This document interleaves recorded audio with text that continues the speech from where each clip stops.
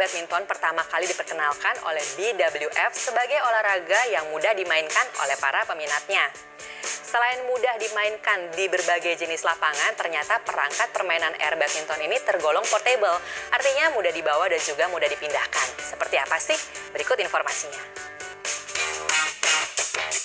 Tidak seperti saudara tuanya yang butuh area bermain di dalam ruangan dengan lantai yang rata, air badminton lebih fleksibel karena bisa dimainkan di berbagai permukaan lapangan dan di luar ruangan dengan cuaca sedikit berangin bahkan hujan rintik sekalipun.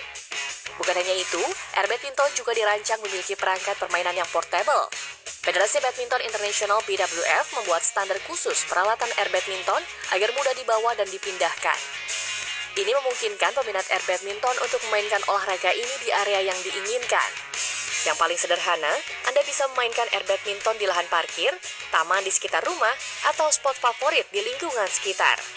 Namun jika ingin terasa lebih mewah, Anda bisa membawa perlengkapan saat bertamasya di tempat yang indah. Jadi, Anda bisa bermain air badminton sambil menikmati pemandangan alam seperti pantai atau pegunungan.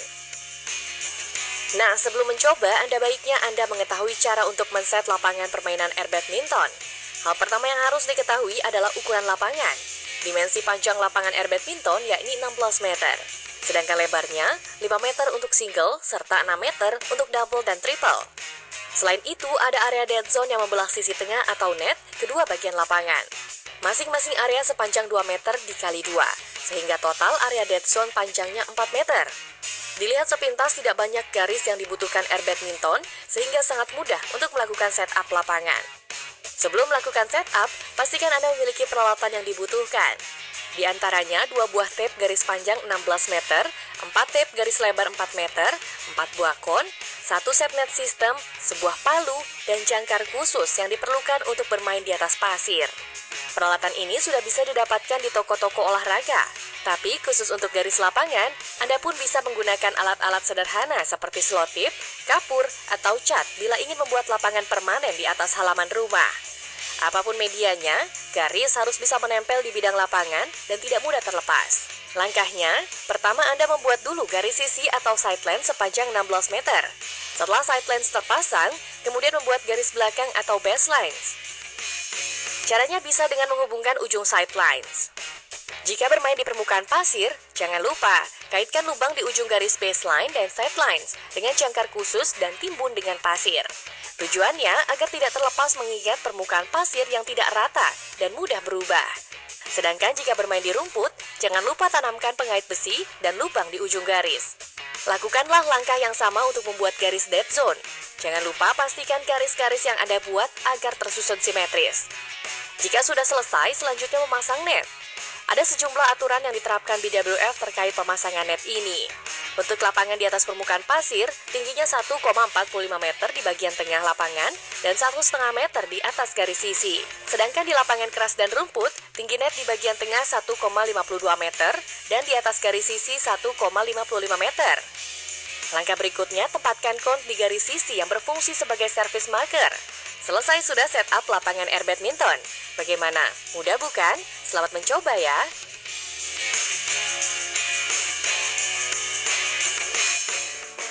Selain sejumlah berita dari Denmark Open 2020, kami juga masih memiliki sejumlah berita menarik lainnya. Di antaranya, legenda tunggal putri Indonesia, Susi Susanti masuk dalam daftar Greatest of All Time Olimpiade. Selain itu, profesi baru Ayaka Takahashi usai memutuskan pensiun. Semuanya akan terangkum dalam Smashing Update. Indonesia patut berbangga. Di tengah keringnya prestasi tunggal putri Indonesia belakangan ini, salah satu mantan pebulu tangkis tanah air Susi Susanti masuk dalam daftar kandidat Greatest of All Time, GOAT, di ajang Olimpiade. Akun Twitter Olympic Channel dan situs resmi Olimpiade membuat polling untuk menentukan siapa pebulu tangkis tunggal putri terbaik di pentas olahraga 4 tahunan tersebut. Ada 4 kandidat yang masuk daftar nominasi. Selain Susi, ada pebulu tangkis Tiongkok Zhang Ning, legenda Korea Selatan Bang So-yoon, dan atlet Spanyol Carolina Marin yang kini masih aktif bermain. Keempatnya pernah mencatat prestasi besar sebagai peraih medali emas Olimpiade. Susi merupakan tunggal putri yang meraih emas Olimpiade saat cabang ini dipertandingkan sebagai cabang resmi pertama kali pada 1992 di Barcelona. Selain itu, wanita asal Tasikmalaya juga meraih medali perunggu Olimpiade 1996. Sementara rival Susi, Bang So-hyun tercatat meraih medali emas Olimpiade 1996 setelah pada 1992 hanya menyabet medali perak. Zhang Ning merupakan tunggal putri tersukses di Olimpiade dengan 2 medali emas pada 2004 dan 2008. Sedangkan Kaluna Marin merupakan pebulu tangkis tunggal putri pertama dari Eropa yang juara Olimpiade saat digelar 4 tahun silam di Rio de Janeiro. Mantan ganda putri Jepang Ayaka Takahashi ternyata sudah memiliki profesi baru. Setelah memutuskan pensiun dari bulu tangkis pada Agustus lalu, mantan pasangan Misaki Matsutomo kini mencoba peruntungan sebagai pengamat pertandingan alias komentator. Debut Ayaka sudah dimulai dari turnamen Denmark Open yang bergulir pekan lalu. Pebulu tangkis yang pernah meraih medali emas ganda putri Olimpiade ini didaulat sebagai komentator pertandingan yang ditayangkan stasiun televisi negeri Sakura, G-Sports. Namun profesi komentator ini hanyalah pekerjaan sampingan Ayaka. Dalam sebuah wawancara di Yahoo Sports, Ayaka pernah mengungkapkan setelah pensiun dia tertarik membuka usaha makanan dan minuman. Absennya pebulu tangkis dari negara kuat Asia di pentas Denmark Open 2020 ternyata masih mengusik hati Direktur Badminton Denmark, Bo Jensen. Dia masih kecewa dengan ketidakhadiran pebulu tangkis papan atas dari negara seperti Indonesia, Tiongkok, Malaysia, Korea Selatan, Thailand, serta Jepang dan Taiwan. Secara tersirat, Jensen menuding adanya konspirasi di balik mundurnya negara-negara tersebut. Hal itu diungkapkan dalam wawancara dengan Sport TV2. Menurutnya, banyak pihak yang tidak mendukung turnamen Denmark Open 2020 bergulir.